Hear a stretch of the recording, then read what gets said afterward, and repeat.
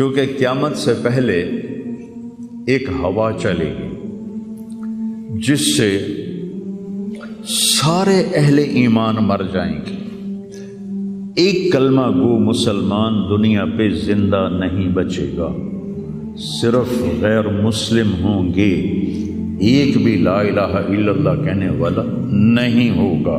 اور قیامت سے 30 سال پہلے، قیامت سے 30 سال پہلے بچے پیدا ہونے بند ہو جائیں گے کہ کسی بچے پر قیامت نہیں آئے گی۔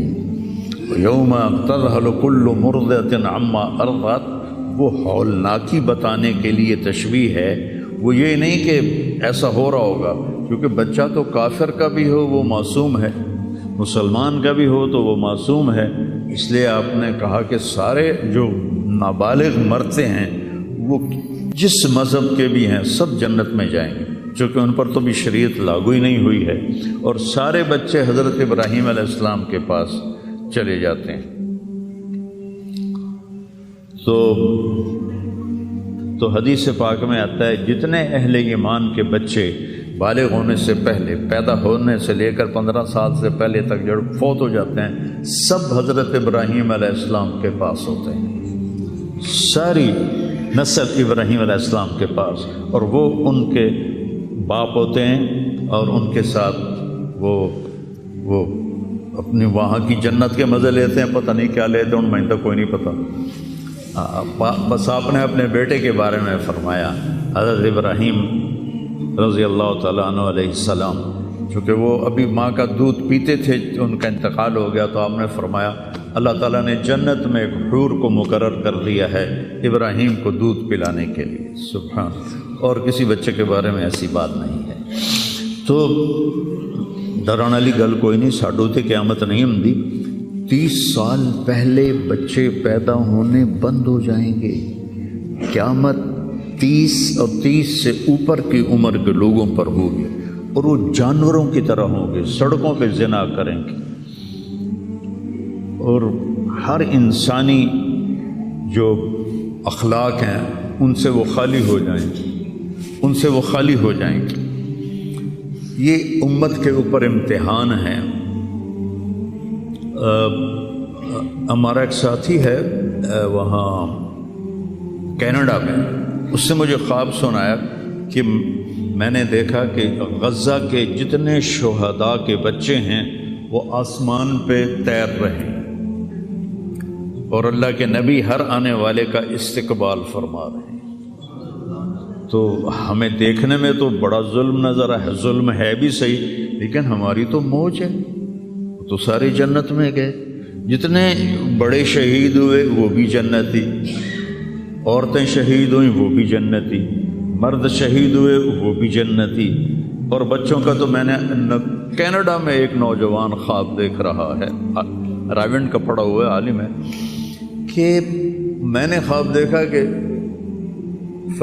غزہ کے شہداء کے بچے آسمان پر تیر رہے ہیں، اور اللہ کے نبی ہر آنے والے بچے کا استقبال فرما رہے ہیں۔ تو ساڑی تو موج ہو گئی، ہمیں دیکھنے میں موت نظر آتی ہے، حقیقت میں دیکھو ایک ہوتا ہے کامیاب ہونا، اور ایک ہوتا ہے فتح پانا، ایک ہوتا ہے ناکام ہونا، اور ایک ہوتا ہے شکست کھانا۔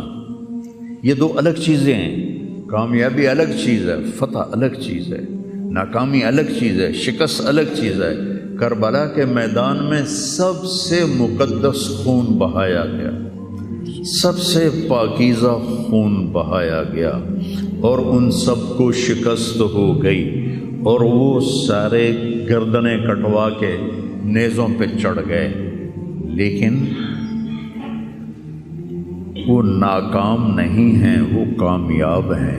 انہیں شکست ہوئی ہے، انہیں ناکامی نہیں ہوئی، وہ کامیاب ہیں۔ اور شمر کا لشکر وہ فتح پایا ہے، وہ کامیاب نہیں ہے، انہوں نے فتح پائی، کامیاب نہیں۔ ابن زیاد کی گردن کٹ کے جب لائی گئی مصعب بن عمیر کے سامنے، جیسے حضرت حسین علیہ السلام کی گردن کٹی ہوئی ابن زیاد کے سامنے رکھی گئی تو وہ ایسے منہ پہ چھڑیاں مار کر کہنے لگا میں نے ایسا خوبصورت چہرہ آج تک نہیں دیکھا جو مرنے کے بعد بھی اتنا چمکتا. کٹی ہوئی ابن زیاد کے سامنے رکھی گئی تو وہ ایسے منہ پہ چھڑیاں مار کر کہنے لگا میں نے ایسا خوبصورت چہرہ آج تک نہیں دیکھا جو مرنے کے بعد بھی اتنا چمکتا ہوا تر و تازہ ہو. تو حضرت ابو برزہ اسلمی رضی اللہ تعالیٰ عنہ نے کھڑے ہو کر روتے ہوئے فرمایا کہ ظالم یہ چھڑی یہاں سے ہٹا لے، میں نے ان ہونٹوں پہ اللہ کے نبی کے ہونٹوں کو لگتے ہوئے دیکھا ہوا. تو کہنے لگا تو بوڑھا ہو گیا ورنہ تیرا بھی سر اڑا دیتا میں. تو جب اللہ تعالیٰ انتقام لینے پر آئے اور ابن زیاد کو قتل کیا گیا اور اس کی کٹی ہوئی گردن آئی حضرت مصعب بن عمیر کے سامنے، تو ایک دم مجمع میں ہلچل مچی. جاءت جاءت، وہ آیا وہ آیا وہ آیا. کیا دیکھا؟ ایک چھوٹا سا سانپ، اتنا انتہائی تیز، وہ تیزی سے آیا اور اس کی ناک میں داخل ہوا اور منہ سے نکل گیا. پھر اس کی ناک میں داخل ہوا اور منہ سے نکل گیا. پھر اس کی ناک میں داخل ہوا، پھر اس کے منہ سے نکل کے پھر غائب ہو گیا. تھوڑی دیر کے بعد پھر آواز آئی جاءت، وہ آیا وہ آیا وہ آیا. تو دیکھا وہی سانپ پھر آ رہا ہے اور آ کر اس کی ناک میں داخل ہوا اور پھر نکلا نہیں، اندر ہی غائب ہو گیا. فتح پائی ابن زیاد نے لیکن ناکام ہو گیا. شکست کھائی امام حسین علیہ السلام اور ان کے 72 ساتھیوں نے، لیکن وہ کامیاب ہو گئے. جنگ سے پہلے آپ کو اونگ آ گئی تو آنکھ کھلی تو آپ ہنسنے لگے. حضرت زینب نے پوچھا یہ کوئی ہنسنے کا موقع ہے، کیوں ہنسے ہو؟ کہا خواب میں اللہ کے نبی ملے ہیں، کہہ رہے بیٹا میں تمہیں لینے کے لیے آ چکا ہوں. تو دیکھنے میں شکست ہوئی ہے لیکن وہ کامیاب ہیں. عمر بن سعد کو فتح ہوئی ہے تو ناکام ہے. عمر بن سعد کی کٹی ہوئی گردن بے مختار کے سامنے رکھی گئی. اللہ تعالیٰ نے ایک کو زندہ نہیں چھوڑا، جتنے بھی قاتلین حسین تھے سب قتل ہوئے. حضرت عثمان کے قاتل سب طبعی موت نہیں مرے، سب ذلت کی موت مرے. تو بھائیو یہ امتحان کی جگہ ہے. اللہ اپنے نبی کی امت کے گناہوں کو دھونے کے لیے ایسے حالات لاتا ہے. سب آپ نے فرمایا جتنا مجھے ڈرایا گیا اتنا کسی کو نہیں ڈرایا گیا. تو میں بتا رہا تھا ارض فلسطین یہ دوسری مسجد جو زمین پہ بنی 40 سال کے بعد وہ مسجد اقصی ہے. 4000 نبیوں کے باپ اور میرے نبی کے دادا ابراہیم علیہ السلام اس سرزمین میں تشریف لائے، وہیں آرام فرما رہے ہیں. اسحاق علیہ السلام، یعقوب علیہ السلام، داؤد علیہ السلام، سلیمان علیہ السلام، یحییٰ علیہ السلام، زکریا علیہ السلام، یہ وہ نبی ہیں جن کا قرآن میں ذکر ہے. اس کے علاوہ بھی سینکڑوں نبی ہیں جن کے نام نہ تاریخ میں ہیں نہ قرآن میں ہیں، جو اس سرزمین کے اندر ہیں. یہ معشر کی سرزمین ہے، یہ نبیوں کی سرزمین ہے. میرے نبی نے فرمایا ارض المنشر والمحشر، یہ محشر کی سرزمین ہے اور دوبارہ زمین سے باہر نکلنے کی سرزمین ہے. اور پہلا بڑا معرکہ روم اور صحابہ کے درمیان ہوا تھا فلسطین میں، اجنادین کے مقام پر جو آج رملہ کہلاتا ہے. رملہ کے قریب یہ روم کی تعداد 90,000 تھی اور صحابہ کی تعداد 30,000 تھی. اور خالد ابن ولید رضی اللہ تعالیٰ عنہ وہ لشکر کے امیر تھے. اس وقت وہ عراق میں تھے. جب حضرت ابو بکر صدیق کو پتہ چلا کہ جو 18 دن کا تھا اور ایک راستہ تھا جس سے لوگ آتے جاتے تھے وہ 2 مہینے کا تھا، تو حضرت خالد نے فرمایا میں اس صحرا کو پار کروں گا. لوگوں نے کہا ہم بھوک سے مر جائیں گے، پیاس سے مر جائیں گے. کہا جس لشکر میں رافع ابن عمیرہ ہو وہ لشکر ہلاک نہیں ہو سکتا. آئے اشاق گئے وعدہ فردہ لے کر، اب انہیں ڈھونڈ چراغ رخ زیبا لے کر۔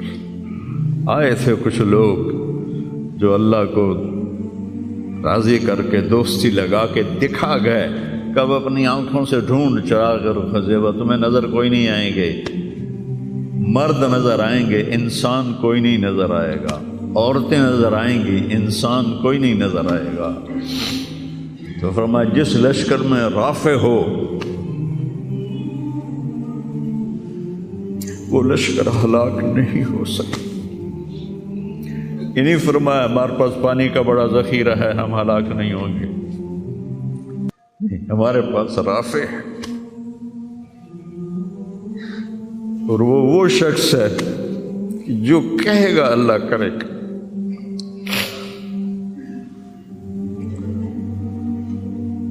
18 دن میں اس کو پار کیا، اور ایک مقام پر آ کر پانی ختم ہو گیا، 3 دن بغیر پانی کے گزارے۔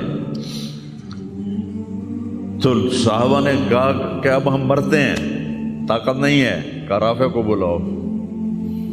رافع کی آنکھیں خراب تھی، فرمانے لگے رافع پانی چاہیے۔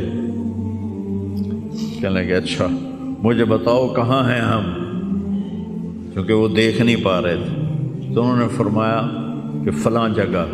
اب صحرا میں تو کوئی نشان منزل ہوتا ہی نہیں، تو کوئی انہوں نے جھاڑیاں بتائیں، کہنے کچھ جھاڑیاں دیکھو ایک طرف کٹھی ہوں، کٹھی جھاڑیوں کا کوئی جھنڈ ہو، مجھے بتاؤ ہے؟ انہوں نے کہا ہاں وہ نظر آ رہا ہے، کہ مجھے وہاں لے چلو۔ وہاں لے گئے، ایک جگہ اشارہ کیا کہ یہاں سے زمین کھودو، زمین کھودی تو پانی کا چشمہ نکل کے باہر آ گیا۔ کبھی ہم بھی تم میں بھی چاہ تھی، کبھی ہم بھی تم میں بھی راہ تھی، کبھی ہم بھی تم بھی تھے آشنا، تمہیں یاد ہو کہ نہ یاد ہو۔ اللہ نے تو بے وفائی کی نہیں، ہم نے بے وفائی کی۔ اس کی مدد جو رکی ہوئی، یہ بھی اس کی مدد ہے۔ ہمارا شہید جنت میں جا رہا ہے، اگر زندہ ہے، زخمی ہے، بھوکا ہے، گناہ معاف ہو رہے ہیں۔ جہنم کی آگ سے ایک سوئی کا نکا عام آدمی ویکھ ہی نہیں سکتا، دھاگا نہیں پا سکتا، جس دن کی نظر کمزور ہوئے، اتنا چھوٹا ہوتا ہے۔ میرے نبی فرمایا، جبریل علیہ السلام نے آ کے عرض کیا یا رسول اللہ، سوئی کے نکے کے برابر اگر جہنم کی دیوار میں سوراخ ہو جائے تو اس میں سے جو آگ کی چنگاری نکلے گی پوری دنیا کو کوئلہ بنا دے گی۔ اس کے سامنے یہ تکلیف تو بڑی تھوڑی ہے، لیکن بات اصل یہ ہے کہ ہم نے اللہ سے دوستی چھوڑ دی۔ یہودیوں کو گالیاں بعد میں دو، پہلے ہم اپنے گریبان۔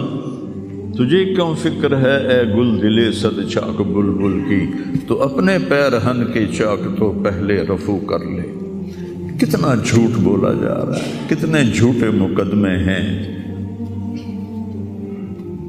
کتنی والدین کی نافرمانی ہے، کتنے گھریلو ناچاکیاں ہیں، کتنا سود چل رہا ہے، کتنا شراب کے ٹھیکے چل رہے ہیں، کتنے لوگ نمازیں چھوڑ چکے ہیں۔ صرف حکمرانوں کو میں کیا گلا دوں، آج ہم سارے اس حمام میں ننگے ہیں۔ تو یہ اللہ کی رحمت ہے، اگر کسی کو اللہ نے اس امت کو اگر دنیا میں وہ جھٹکے دیتا ہے۔ مجھے ایک آیت بھی یاد آ گئی، دونوں کو حال بتاتا ہوں۔ ایک ہے جنہوں نے اللہ کو نہیں مانا، تو اللہ کہتا ہے ذرہم یأکلوا ویتمتعوا ویلہہم الامل فسوف یعلمون۔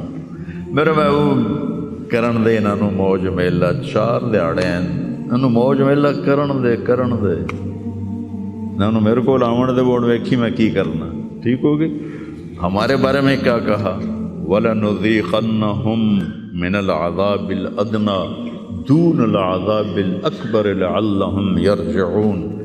میں تمہیں دنیا میں چھوٹے چھوٹے عذاب دوں گا، بڑا عذاب نہیں دوں گا آخرت کا۔ یہ غزہ کی جو تباہی ہے یہ چھوٹا عذاب ہے، یہ چھوٹی تکلیف ہے۔ دون العذاب الاکبر، فَيُعَذِّبُهُ اللَّهُ الْعَذَابَ الْأَكْبَرَ يَصْلَى النَّارَ الْكُبْرَى، اور عذاب اکبر نار کبرا جہنم ہے۔ تو میرا اللہ کہہ رہا ہے کہ میں تمہیں چھوٹے چھوٹے عذاب دوں گا، بڑا عذاب نہیں دوں گا، تاکہ تم توبہ کر کے میری طرف آ جاؤ، اور جو مجھے نہیں مانتے انہوں نے چھٹی دیتے۔ جو بچہ اسکول میں پڑھتا ہے اسی کی حاضری ہوتی ہے، غیر حاضری ہوتی ہے۔ جو پڑھتا ہی نہیں تو اس کی کون حاضری لیتا ہے یا غیر حاضری لیتا ہے؟ اپنے بچہ کوئی غلطی کرے تو اس کو تنبیہ کی جاتی ہے، گلی کا بچہ کوئی کچھ کرے تو ہم نے کبھی دیکھا ہے کہ کیا کر رہا ہے؟ یہ امت میرے اللہ کی لاڈلی امت، اس وجہ سے نہیں کہ ایسے کوئی بڑے حاجی پارسا ہیں، اپنے حبیب کی وجہ سے، اپنے محبوب کی وجہ سے یہ امت اللہ کی لاڈلی امت ہے۔ اللہ ہمیں بھی بندر خنزیر بنا سکتا ہے، ہمیں کیوں چھوڑا ہوا ہے؟ گنبد والے کے لیے درود پڑھو،